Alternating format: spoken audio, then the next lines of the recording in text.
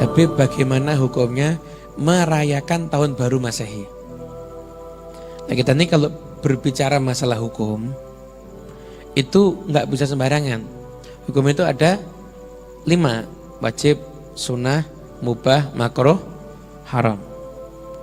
Wajib ada perintah, sunnah ada perintah tapi nggak begitu kuat, mubah nggak ada perintah nggak ada larangan, makruh itu ada larangan tapi nggak kuat, haram larangan kuat. Sekarang bertahun baru merayakannya dengan cara apa? Saya berzikir, ngajak teman-teman untuk zikir sepanjang malam. Boleh apa enggak? Boleh, nggak ada masalah. Saya kumpul di tengah jalan, setelah itu saya niup trompet, saya pakai ini itu dan lain sebagainya. Itu hukumnya bagaimana? Lah kalau yang seperti itu hukumnya, kita harus hati-hati. Tradisi seperti itu bukan tradisinya orang soleh. Tradisi seperti itu bukan tradisinya orang-orang yang baik. Tapi tradisi seperti ini adalah tradisinya orang-orang yang fasik. Orang-orang yang fasik. Ada enggak di tradisi itu imam masjid yang gabung di situ? Ada? Ada enggak pengasuh pondok pesantren gabung di situ? Enggak ada. Yang gabung siapa?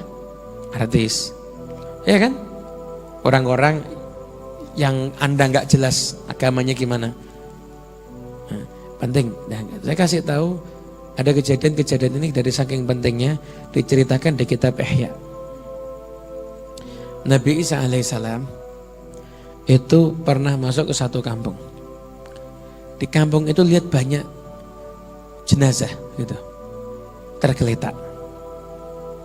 Nah, akhirnya oleh Nabi Isa alaihissalam berkata sama hawarinya, mengatakan apa?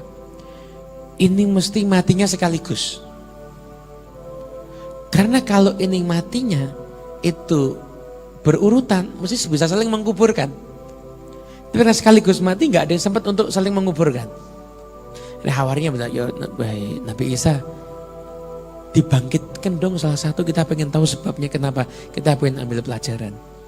Nabi Isa mendapatkan petunjuk untuk tengah malam datang lagi ke sana.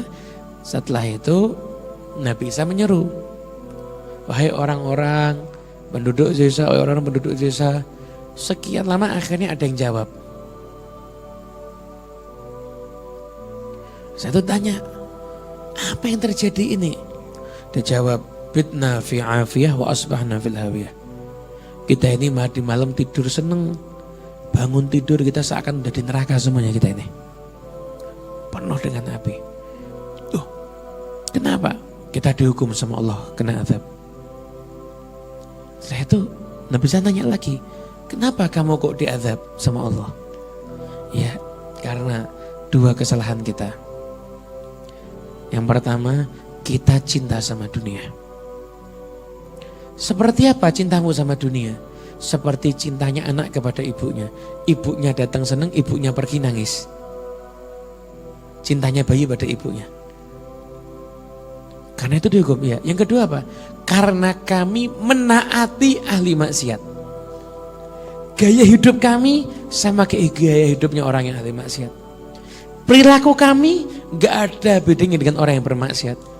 Cara berbicara kami persis kayak cara berbicaranya orang yang bermaksiat. 2 hal ini diatur sama Allah. Akhirnya kemudian bisa nanya, ya sekarang pertanyaan berikutnya nih. Kenapa sekian banyak ini gak ada yang jawab, kok cuma kamu yang jawab? Dijawab sama orang tadi, iya saya ini memang tidak ngikut apa yang mereka lakukan. Tapi saya berada di tengah-tengah mereka. Sehingga ketika mereka kena, saya juga kena. Terus gimana nasibmu sekarang? Saya ini sekarang, kalau yang lainnya udah pakai 1 pelana daripada api. Siksa sama Allah. Sekarang saya ini ada di ujung jurang neraka. Saya nggak tahu, saya akan tercebur ke neraka diadab atau saya akan selamat. Saya nggak tahu, nasib saya masih tidak jelas. Kenapa? Yang tadi ambisi sama dunia, dan yang kedua gaya hidupnya taat dengan cara hidup orang-orang yang bermaksiat kepada Allah Subhanahu wa ta'ala. Makanya sekalipun kita jangan mikir secara fikih haram atau tidak, cuma itu gayanya siapa itu. Merayakan dengan cara begitu itu seperti gayanya siapa? Ini yang harus kita hindari. Lebih baik selamat. Anda kalau malam tahun baru cari majelis zikir.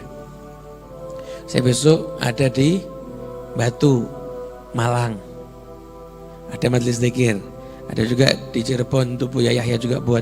Dan banyak ulama buat di Surabaya, ada Habib Idrus, Ali Idrus juga buat. Gabung aja dengan yang begitu.